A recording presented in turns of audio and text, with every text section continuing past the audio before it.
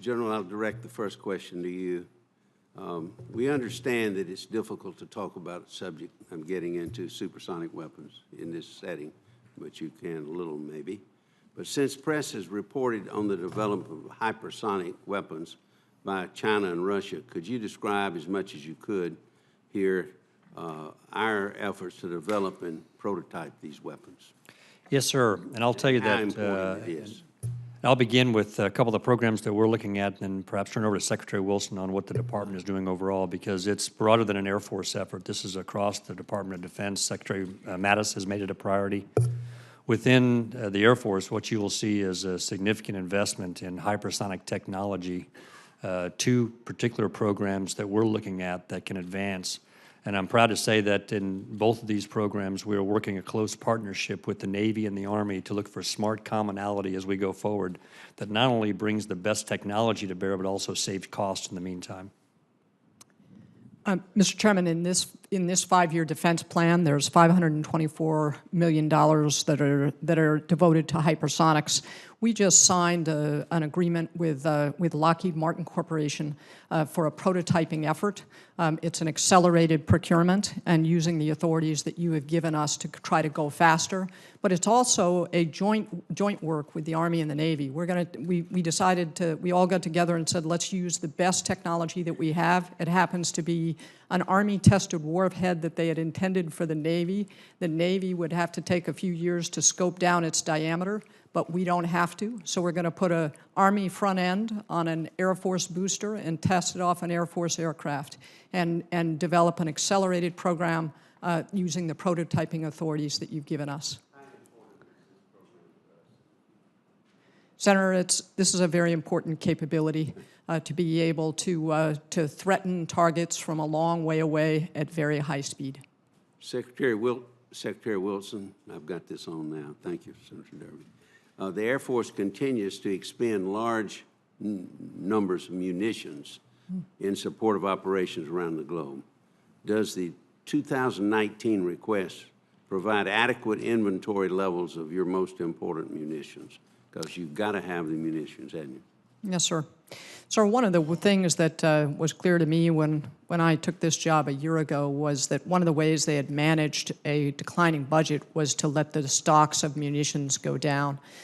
This budget increases munitions purchases to about 54,000 items next year and is purchasing what we call preferred munitions at the maximum industrial capacity, so 100% of industrial capacity to turn the corner. We are currently working in the Defense Department, DoD-wide, on our next budget plan to look at how do we completely recover what are our requirements for munitions so that we have what we need to support the national defense strategy. Madam Secretary, you know a lot about this. Congress has consistently supported funding to rapidly transition from our current dependence on the Russian-made RD-180 rocket engine for national security space launches while maintaining assured access to space as a matter of U.S. policy. Currently, is the Air Force on track to successfully transition off the RD-180 rocket engine by the end of 2022? Yes, sir, we are. So you feel good about that? Yes, sir, I do. Thank you. My last question has to do with personnel. The U.S. Air Force consistently recruits and trains some of the best and brightest people in our country, and I know that you have a particular interest in this aspect of your job given your extensive background in education. Madam Secretary, what are some of your biggest challenges in retaining and developing the men and women that enter the Air Force, and what are you doing to develop space operators and to address the current shortage of pilots?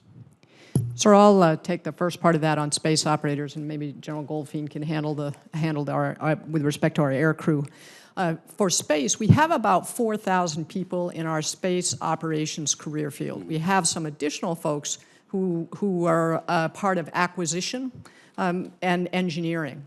About a month ago or so, or within the last month, we directed a complete review being led by the Commander of Air Force Space Command, but also involving the National Reconnaissance Office, our personnel shop, and so forth, to look at the career progression for space operators so that we have a healthy career progression for anyone in that realm, because it's a fairly small career field. And you want to make sure that you really can come into space operations and have opportunities all along the way for professional development and develop into a senior officer or a senior NCO. That work should be done in 60 days, and they'll come to us with recommendations for any changes that need to be made on how we manage the force. General, you have a comment? Yes, sir. So first, we acknowledge that this is a national level challenge, and the problem statement, as we have analyzed it, is that the nation today doesn't produce enough pilots to adequately service commercial, business, and military aviation, and a variety of factors are causing airlines now to require 4,500 pilots a year for the next 10 years. So we're working with industry and we're working with Congress on some of the national level issues and incentives to produce more pilots for the nation. Now, within what we're doing in the United States Air Force, it's a combination really of production and retention. Well, how do we produce the number we need over time, park that throttle, and continue to produce the numbers we need with expected attrition? Because as long as the airlines are going to continue to hire, we're going to have folks that are going to continue to depart. But then also, how do we retain that talent within the Air Force? In 2017, we took a number of actions. We increased the number of pilots that we produced by about 70. We started solving the maintenance manpower that I mentioned earlier. We looked very heavily at downrange deployments and really cut those down to really refine what we're using them for.